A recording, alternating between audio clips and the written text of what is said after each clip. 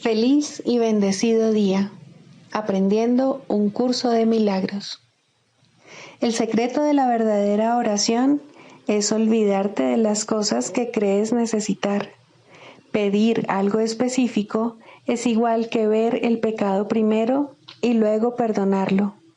Del mismo modo, al orar pasas por alto tus necesidades específicas, tal como las ves, y las dejas en manos de Dios.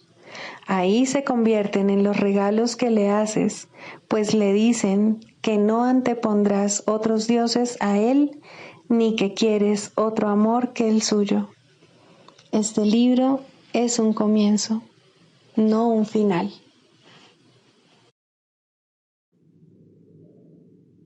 Del prefacio, que postula, párrafo 10. Lo opuesto a ver con los ojos del cuerpo es la visión de Cristo, la cual refleja fortaleza en vez de debilidad, unidad en vez de separación y amor en vez de miedo.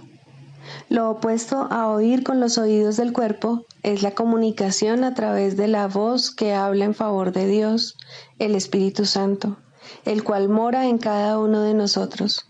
Su voz nos parece distante y difícil de oír, porque el ego, que habla en favor del yo falso y separado, parece hablar a voz en grito. Sin embargo, es todo lo contrario. El Espíritu Santo habla con una claridad inequívoca y ejerce una atracción irresistible. Nadie puede ser sordo a sus mensajes de liberación y esperanza, a no ser que elija identificarse con el cuerpo.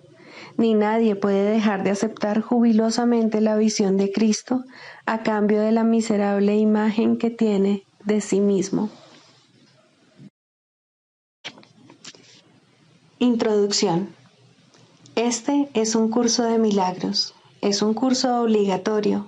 Solo el momento en que decides tomarlo es voluntario. Tener libre albedrío no quiere decir que tú mismo puedas establecer el plan de estudios. Significa únicamente que puedes elegir lo que quieres aprender en cualquier momento dado. Este curso no pretende enseñar el significado del amor, pues eso está más allá de lo que se puede enseñar.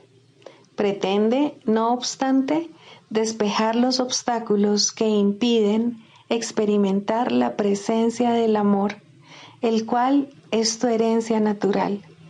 Lo opuesto al amor es el miedo, pero aquello que todo lo abarca no puede tener opuestos. Este curso puede, por lo tanto, resumirse muy simplemente de la siguiente manera. Nada real puede ser amenazado. Nada irreal existe. En esto radica la paz de Dios. Capítulo 1. El significado de los milagros. Primero, principios de los milagros. Principio 31. Los milagros deben inspirar gratitud, no reverencia. Debes dar gracias a Dios por lo que realmente eres. Los hijos de Dios son santos y los milagros honran su santidad, que ellos pueden ocultar, mas nunca perder.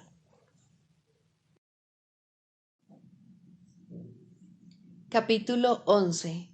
Dios o el ego. Primero, los regalos de la paternidad. ¿Te has dado cuenta de tu necesidad de curación? ¿Le ofrecerías cualquier otra cosa a la filiación, habiendo reconocido la necesidad que tú mismo tienes de curación? Pues en esto estriba el comienzo del retorno al conocimiento, los cimientos sobre los que Dios ayudará a construir de nuevo el sistema de pensamiento que tú compartes con Él. Ni una sola piedra que coloques sobre esos cimientos dejará de ser bendecida por Él, pues estarás restaurando la santa morada de su Hijo, donde Él dispone que su Hijo esté y donde está. Sea cual sea la parte de la mente del Hijo de Dios en la que reinstauras esta realidad, la reinstauras también en ti mismo. Moras en la mente de Dios junto con tu hermano, pues la voluntad de Dios no es estar solo.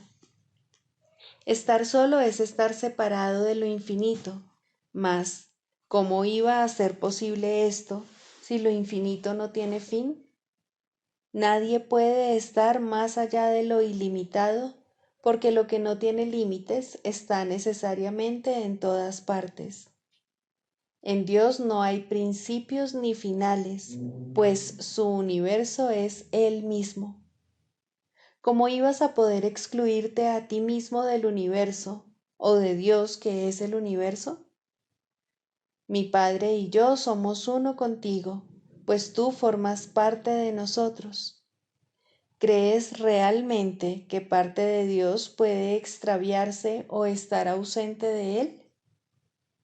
Si tú no formases parte de Dios, su voluntad no estaría unificada. ¿Es concebible esto? ¿Podría una parte de su mente no contener nada? Si nadie excepto tú puede ocupar tu lugar en su mente, y el que tú lo ocupases constituyó tu creación, sin ti habría un lugar vacío en la mente de Dios.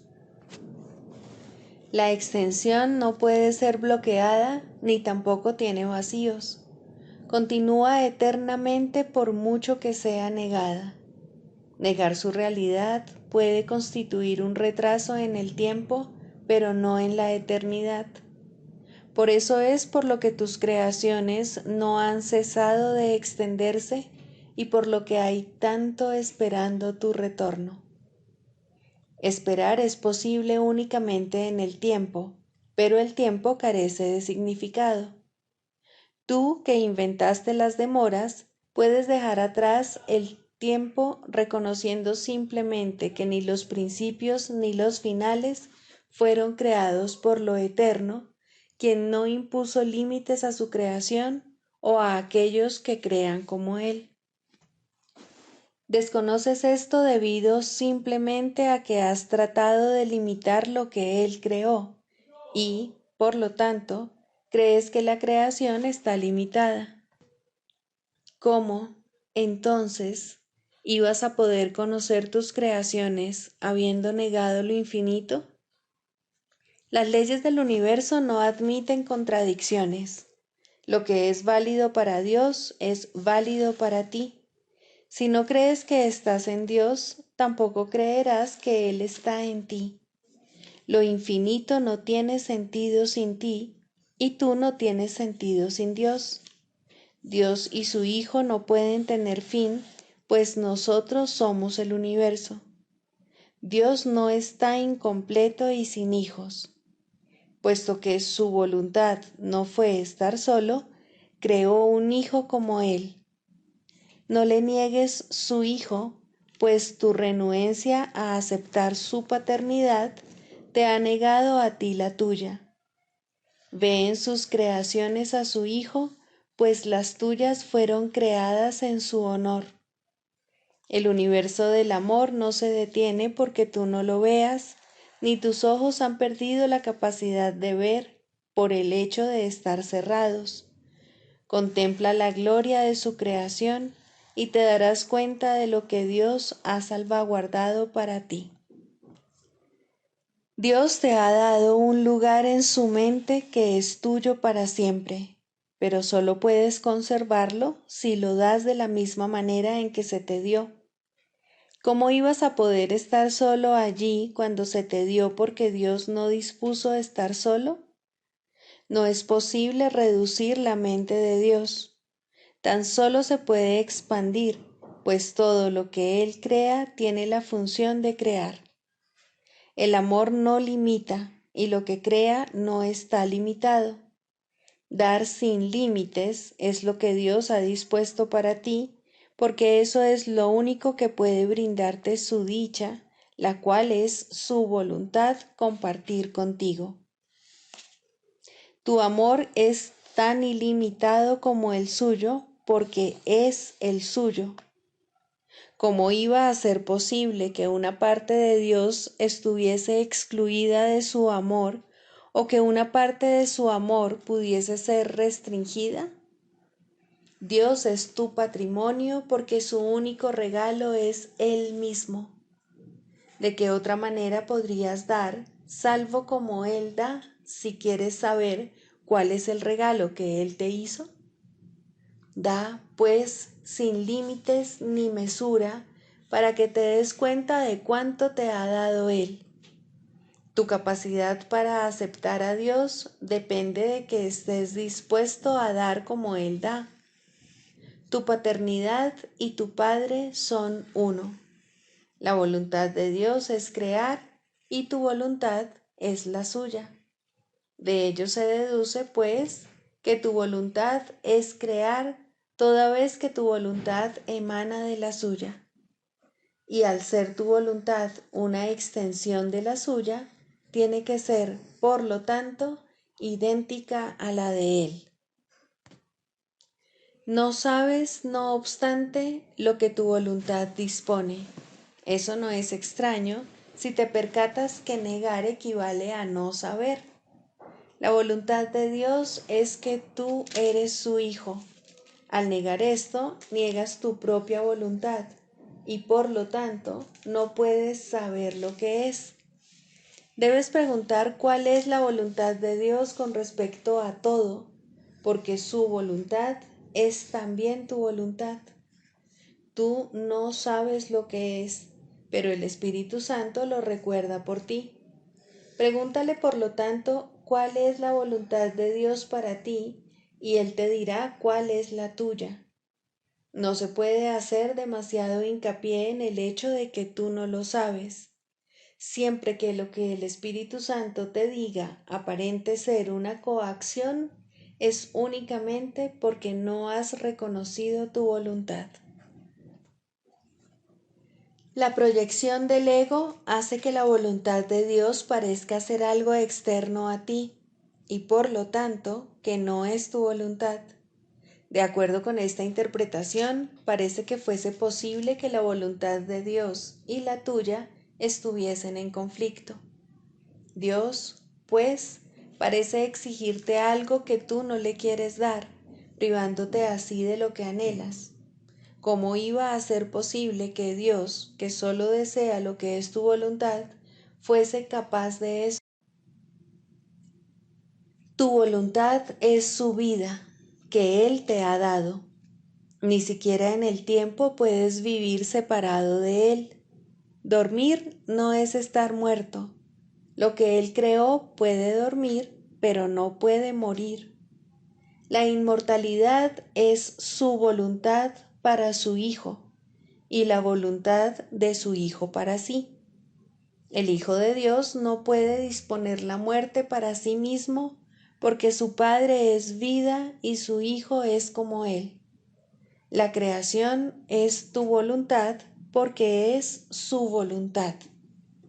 No puedes ser feliz a menos que hagas lo que realmente es tu voluntad, y esto no se puede cambiar porque es inmutable. Es inmutable porque es la voluntad de Dios y la tuya, pues de otro modo su voluntad no podría extenderse. Tienes miedo de saber cuál es la voluntad de Dios porque crees que no es la tuya. Esta creencia es lo que da lugar a la enfermedad y al miedo. Todo síntoma de enfermedad y de miedo emana de ella, porque es la creencia que hace que no quieras saber. Al creer esto te ocultas en la oscuridad, negando que la luz se encuentre en ti. Se te pide que confíes en el Espíritu Santo únicamente porque Él habla por ti. Él es la voz que habla por Dios, pero nunca olvides que Dios no dispuso estar solo. Él comparte su voluntad contigo, no te la impone. Recuerda siempre que lo que Dios da, Él lo conserva, de modo que nada que Él dé puede contradecirle. Tú, que compartes su vida, tienes que compartirla para poder conocerla, pues compartir es conocer. Bienaventurado tú que estás aprendiendo que oír la voluntad de tu Padre es conocer la tuya, pues tu voluntad es ser como Él, cuya voluntad es que así sea. La voluntad de Dios es que su Hijo sea uno y que esté unido a Él en su unicidad. Por eso es por lo que la curación representa el inicio del reconocimiento de que tu voluntad es la suya. Libro de ejercicios, lección 49. La voz de Dios me habla durante todo el día. Es muy posible escuchar la voz de Dios durante todo el día sin que ello interrumpa para nada tus actividades normales.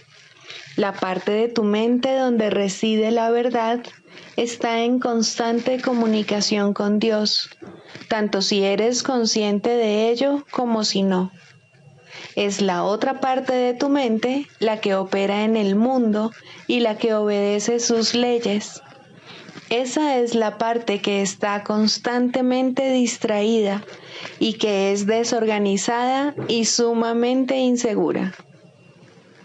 La parte que está escuchando a la voz de Dios es serena, está en continuo reposo y llena de absoluta seguridad. Es la única parte que realmente existe.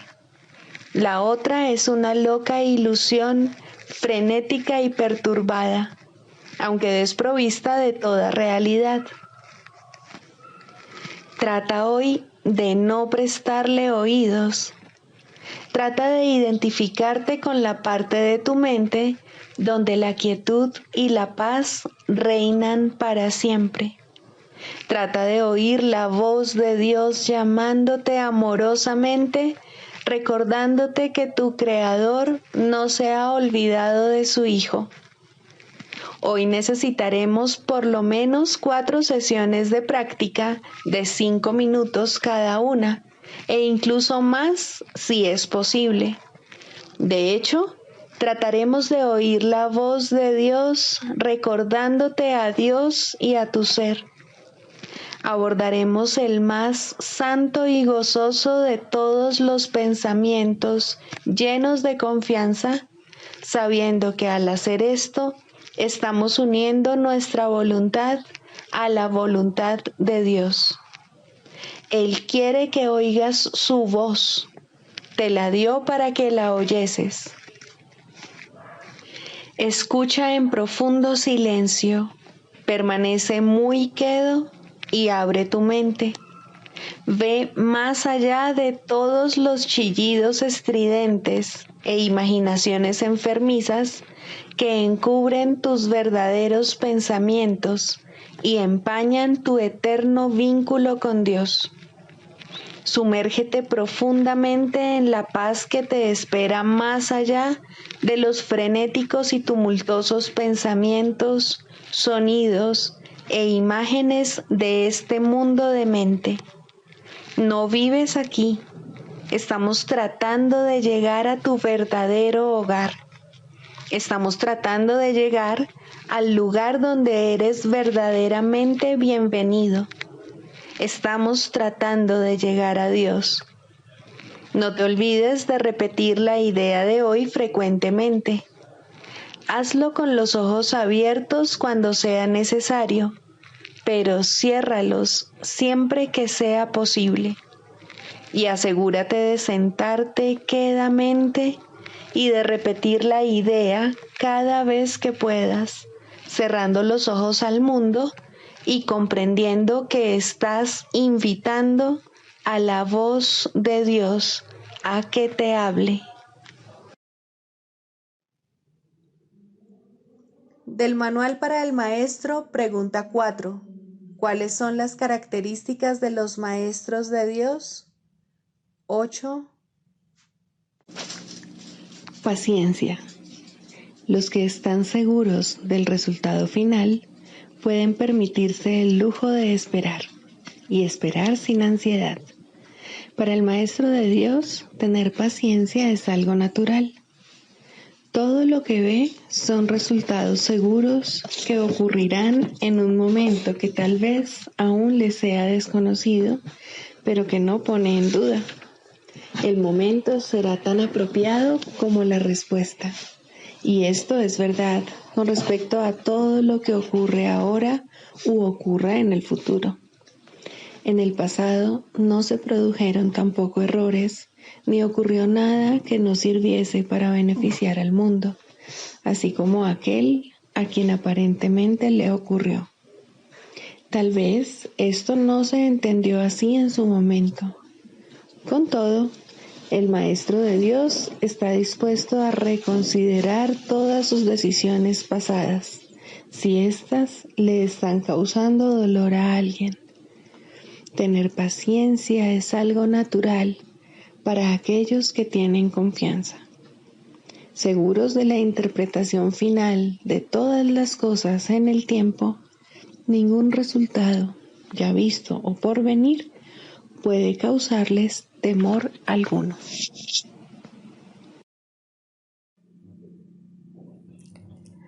Manual para el Maestro. Pregunta 18. ¿Cómo se lleva a cabo la corrección? Hasta que el Maestro de Dios no haya dejado de confundir las interpretaciones con los hechos y las ilusiones con la verdad, no podrá tener lugar una corrección de naturaleza duradera, que es a la única a la que se le puede llamar verdadera corrección. Si discute con su alumno acerca de un pensamiento mágico, ataca dicho pensamiento, trata de probar que es erróneo o demostrar su falsedad, solo estará dando testimonio de su realidad. Esto conduce inevitablemente a la depresión, pues habrá probado tanto a su alumno como a sí mismo que la tarea de ambos es escapar de lo que es real. Y esto es de todo punto imposible. La realidad es inmutable. Los pensamientos mágicos no son sino ilusiones, pues, de no ser así, la salvación no sería más que el mismo sueño irrealizable de siempre, solo que con una nueva fachada. El sueño de la salvación, en cambio, tiene un nuevo contenido, y la diferencia entre ambos no estriba solo en la forma. La lección más importante que los maestros de Dios deben aprender es cómo reaccionar sin ira ante los pensamientos mágicos. Solo de esta manera pueden proclamar la verdad acerca de sí mismos. El Espíritu Santo puede entonces hablar a través de ellos acerca de la realidad del Hijo de Dios y recordarle al mundo lo que es la impecabilidad, la única condición inalterada e inalterable de todo cuanto Dios creó. El Espíritu Santo puede ahora proclamar la palabra de Dios a oídos atentos y llevar la visión de Cristo a ojos que ven. Ahora Él es libre de enseñarles a todas las mentes lo que ellas en realidad son, para que gustosamente les sean devueltas a Él.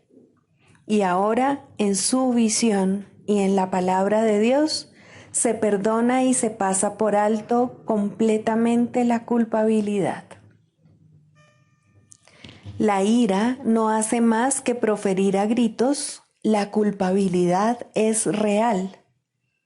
La realidad queda obliterada cuando esta creencia de mente reemplaza a la palabra de Dios.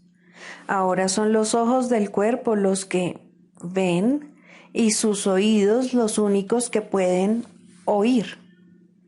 El limitado espacio que ocupa y su exiguo aliento se convierten en el criterio con el que medir la realidad. Y la verdad se vuelve diminuta e insignificante. La corrección tiene una sola respuesta para todo esto y para todo el mundo que se basa en ello. Confundes tus interpretaciones con la verdad y te equivocas. Mas un error no es un pecado, ni tus errores han derrocado a la realidad de su trono. Dios reina para siempre, y solo sus leyes imperan sobre ti y sobre el mundo. Su amor sigue siendo lo único que existe. El miedo es una ilusión, pues tú eres como Dios. Para que el Maestro de Dios pueda curar, es esencial, pues, que permita que sus propios errores le sean corregidos. Si siente la más leve irritación al responder a otro, que se dé cuenta de inmediato de que ha hecho una interpretación falsa. Que se dirija entonces a su eterno guía interno y deje que sea él quien juzgue cuál debe ser su respuesta. De este modo, el Maestro de Dios se cura y en su curación su alumno se cura con él. La única responsabilidad del Maestro de Dios es aceptar la expiación para sí mismo. La expiación es sencillamente la corrección o anulación de los errores. Cuando se haya alcanzado, el Maestro de Dios se habrá convertido, por definición, en un obrador de milagros. Sus pecados le habrán sido perdonados y él ya no se condenará a sí mismo. ¿Cómo podría entonces condenar a otros? ¿Y habría alguien al que su perdón no pudiese curar?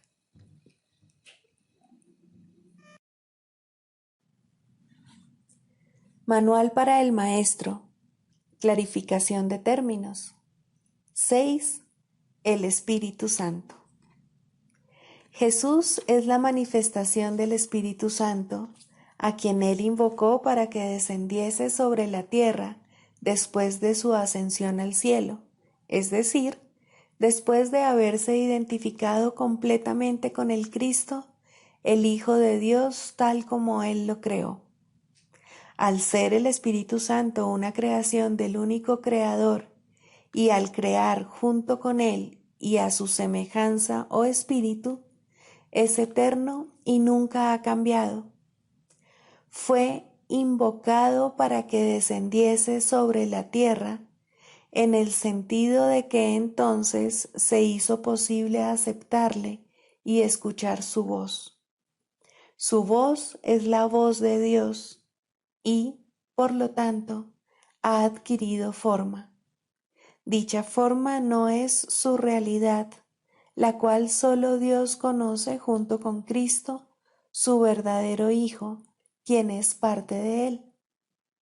Al Espíritu Santo se le describe a lo largo del curso como aquel que nos ofrece la respuesta a la separación y nos trae el plan de la expiación, al asignarnos el papel especial que nos corresponde desempeñar en dicho plan y mostrarnos exactamente en qué consiste.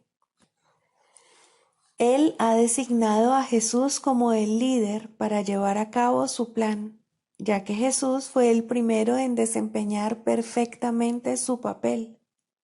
Se le ha dado pleno poder en el cielo y en la tierra, y lo compartirá contigo cuando tú hayas desempeñado el tuyo. El principio de la expiación le fue dado al Espíritu Santo mucho antes de que Jesús lo pusiese en marcha. Al Espíritu Santo se le describe como el último vínculo de comunicación que queda entre Dios y sus hijos separados. A fin de llevar a cabo esta función especial, Él ha asumido una doble función. Goza de conocimiento porque es parte de Dios, percibe porque fue enviado para salvar a la humanidad.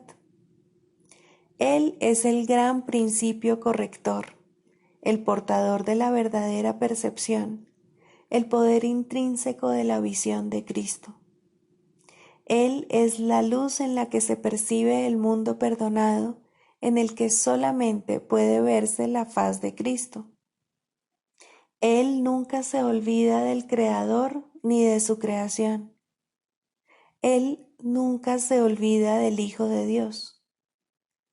Él nunca se olvida de ti.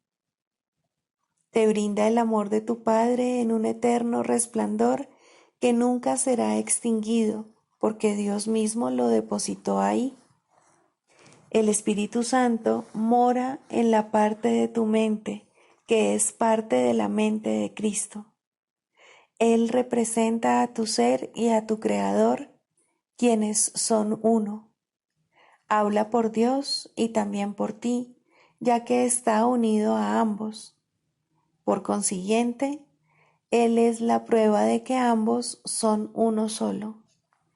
El Espíritu Santo parece ser una voz, pues de esa forma es como te comunica la palabra de Dios. Parece ser un guía por tierras lejanas, pues esa es la clase de ayuda que necesitas. Y también parece ser cualquier cosa que satisfaga las necesidades que creas tener. Pero Él no se engaña cuando te percibes a ti mismo atrapado por necesidades que no tienes. De ellas es de las que quiere liberarte. De ellas es de las que quiere ponerte a salvo. Tú eres su manifestación en este mundo. Tu hermano te invoca para que seas su voz junto con él. Por sí solo no puede ser el ayudante del Hijo de Dios, pues por sí solo no tiene ninguna función. Pero unido a ti es el resplandeciente Salvador del mundo, cuyo papel en la redención de éste tú has completado. Él te da las gracias a ti y a tu hermano, pues te elevaste con él cuando él empezó a salvar al mundo, y estarás con él cuando el tiempo haya cesado y ya no quede ni rastro de los sueños de rencor en los que bailabas al compás de la exangüe música de la muerte, pues en su lugar se oirá el himno a Dios por unos momentos más, y luego ya no se oirá más la voz, ya que no volverá a adoptar ninguna forma, sino que retornará a la eterna amorfía de Dios. El proceso de la psicoterapia. Séptimo, la relación paciente-terapeuta ideal. ¿Quién es entonces el terapeuta y quién el paciente? Al final, todo el mundo desempeña ambos papeles. Aquel que necesita curación debe curar. Médico, cúrate a ti mismo. ¿Quién más, sino tú, necesita curarse? ¿Quién más, si no, necesita curación? Cada paciente que acude a un terapeuta le ofrece a éste la oportunidad de curarse a sí mismo. Por lo tanto, es su terapeuta, y cada terapeuta debe aprender a curarse con cada paciente que acude a él. De esta manera, el terapeuta se convierte en el paciente. Dios no sabe nada de separación. Lo único que sabe es que tiene un hijo. Su conocimiento se ve reflejado en la relación paciente-terapeuta ideal. Dios acude a aquel que lo llama y éste se reconoce a sí mismo en él. Piensa detenidamente, maestro y terapeuta, por quién oras y quién es el que necesita curación, pues la terapia es oración y la curación es su mira y su resultado. ¿Qué es la oración sino la unión de mentes en una relación en la que Cristo puede entrar a formar parte? Esa es su morada, a la que la psicoterapia lo invita. ¿Qué sentido tiene la curación de un síntoma si siempre hay otro que se puede elegir? Mas una vez que Cristo ha entrado, ¿qué otra elección hay, salvo permitir que se quede? No hay necesidad de más, pues eso es todo. Ahí está la curación, la felicidad y la paz. Estos son los síntomas de la relación paciente-terapeuta ideal, que reemplazan a aquellos con los que el paciente llegó cuando vino pidiendo ayuda. El proceso que realmente tiene lugar en esa relación es uno en el que el terapeuta le dice de todo corazón a su paciente que todos sus pecados han sido perdonados junto con los propios. ¿Qué diferencia hay entre la curación y el perdón?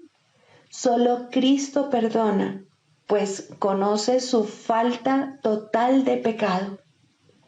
Su visión sana la percepción y la enfermedad desaparece, pues una vez que su causa ha sido eliminada, no vuelve a presentarse más.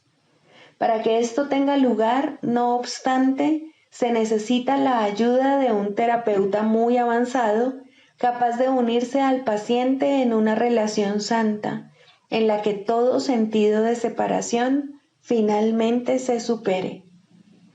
Para ello se requiere una cosa y solo una: que el terapeuta no se confunda a sí mismo con Dios en modo alguno.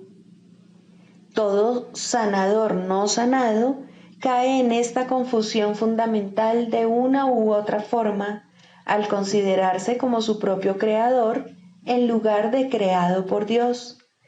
Rara vez, si acaso, es esta una confusión de la que es consciente, o el sanador no sanado se convertiría instantáneamente en un maestro de Dios y consagraría su vida a la verdadera curación.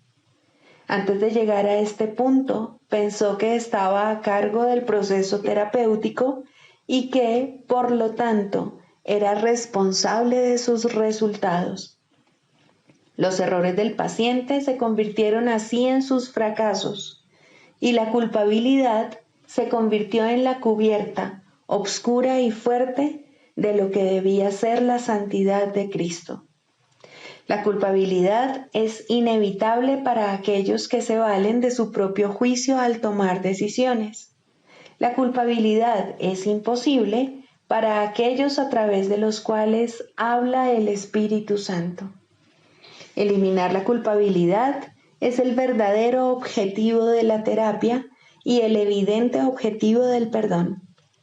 En esto su unicidad se puede apreciar claramente, mas ¿cómo podría experimentar el final de la culpabilidad quien se siente responsable de su hermano en el papel de guía suyo? Tal función presupone un conocimiento que nadie aquí puede tener, una certeza del pasado, del presente y del futuro, así como de todos los efectos que en ellos puedan ocurrir. Solo desde esta perspectiva omnisciente podría ser posible semejante función, mas ninguna percepción es omnisciente, ni es el diminuto yo de uno solo contra el universo capaz de asumir que posee tal sabiduría, excepto en la locura. Que muchos terapeutas están locos es obvio. Ningún sanador no sanado puede estar completamente cuerdo.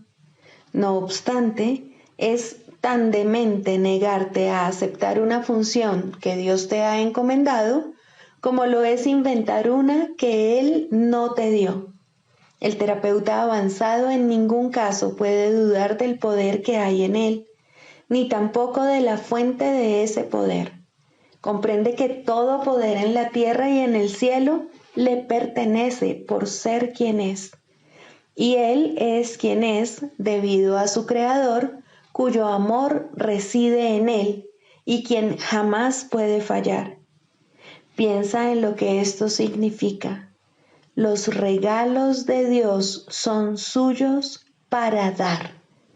Sus pacientes son los santos de Dios, quienes invocan su santidad para hacerla suya, y según Él las concede, ellos contemplan la radiante faz de Cristo, que, a su vez, los contempla a ellos. Los dementes, al creer que son Dios, no temen ofrecer debilidad al Hijo de Dios, y por esa razón lo que ven en Él en verdad los atemoriza. El sanador no sanado no puede evitar sentir miedo de sus pacientes y sospechar de su lealtad por la traición que ve en sí mismo. Intenta curar y en ocasiones tal vez lo consiga. Su éxito será limitado y de corta duración. No ve el Cristo en aquel que acude a Él. ¿Qué respuesta puede dar aquel que parece un extraño, ajeno a la verdad y pobre en sabiduría, desprovisto del Dios que le debe ser dado? Contempla a tu Dios en Él, pues lo que ves será tu respuesta. Piensa en lo que en realidad significa la unión de dos hermanos, y luego olvídate del mundo y de todos sus míseros triunfos, así como de sus sueños de muerte. Todos son uno y lo mismo, y ahora nada puede recordarse del mundo de la culpa. La habitación se transforma en un templo y la calle en un torrente de estrellas que, rozando suavemente, se desliza más allá de todos los sueños enfermizos. La curación se ha dado, pues lo que es perfecto no necesita curación. ¿Y que puede necesitar perdón allí donde no hay pecado? Siéntete agradecido, terapeuta, que puedes contemplar cosas como estas solo con entender tu verdadero papel. Si no lo haces, habrás negado que Dios te creó y por ende no sabrás que eres su hijo. ¿Quién es tu hermano ahora? ¿Qué santo puede venir para llevarte con él a casa? Has perdido el rumbo. ¿Cómo puedes ahora esperar ver en él una respuesta que te has negado a dar? Cura y cúrate. No hay otra alternativa que pueda jamás conducir a la paz. Deja entrar a tu paciente, pues viene a ti de parte de Dios. ¿No es acaso su santidad suficiente para despertar en ti tu memoria de Él? El canto de la oración. Primero, la causa de la enfermedad. No confundas el efecto con la causa, ni pienses que la enfermedad se encuentra aparte y separada de lo que no puede sino ser su causa. La enfermedad es una señal, una sombra de un pensamiento malvado que parece ser real y justo, de acuerdo con las normas de este mundo. Es la prueba externa de pecados internos y da testimonio de pensamientos rencorosos que hieren y procuran hacer daño al Hijo de Dios. Curar el cuerpo es imposible, y esto queda demostrado por la brevedad de la cura. El cuerpo acabará muriendo de todas maneras, y así lo único que hace su curación es demorar su retorno al polvo de donde nació y al que volverá. La falta de perdón del Hijo de Dios es la causa del cuerpo. No ha abandonado su fuente, y esto queda claramente demostrado por su dolor y envejecimiento y por la marca de la muerte que pesa sobre sí. El cuerpo les parece temeroso y frágil a quienes piensan que sus vidas están bajo su mandato y vinculadas a su inestable y nimio aliento. La muerte los contempla conforme cada momento que pasa se escapa irrevocablemente de sus avariciosas manos sin poderlos retener, y sienten miedo cuando se producen cambios en sus cuerpos y éstos enferman, pues sienten el fuerte hedor de la muerte en sus corazones. El cuerpo puede sanar como efecto del verdadero perdón. Solo eso puede traer el recuerdo de la inmortalidad que es el don de la santidad y del amor. El perdón no puede sino ser concedido por la mente que comprende que debe pasar por alto todas las sombras que cubren la santa faz de Cristo, entre las cuales la enfermedad se debe considerar una de ellas. No es nada más que esto, la señal del juicio hecho de un hermano sobre otro hermano y del Hijo de Dios sobre sí mismo, pues ha condenado al cuerpo a hacer su prisión y olvidó que fue Él quien le adjudicó ese papel. Lo que el Hijo de Dios ha hecho, ahora Él mismo tiene que deshacerlo, pero no solo, pues se desprendió de la llave de la prisión, su santa impecabilidad y el recuerdo del amor de su Padre. No obstante, se le ha dado ayuda a través de la voz que su Padre puso en él. El poder de curar es ahora el don que le ha concedido su Padre, pues a través de su voz él puede llegar hasta su Hijo y recordarle que el cuerpo puede convertirse en su morada elegida, pero nunca será su hogar en verdad. Es necesario distinguir, por lo tanto, entre la verdadera curación y su defectuosa contraparte. El mundo de los opuestos es el lugar de la curación, pues, ¿qué podría necesitar curación en el cielo?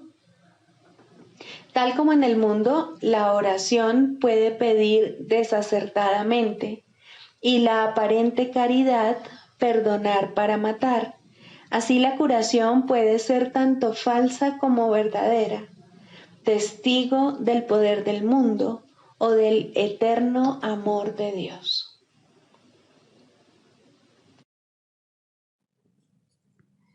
Sigamos a Jesús haciendo del perdón algo tan natural como respirar y algo tan vital como el aire. Amén.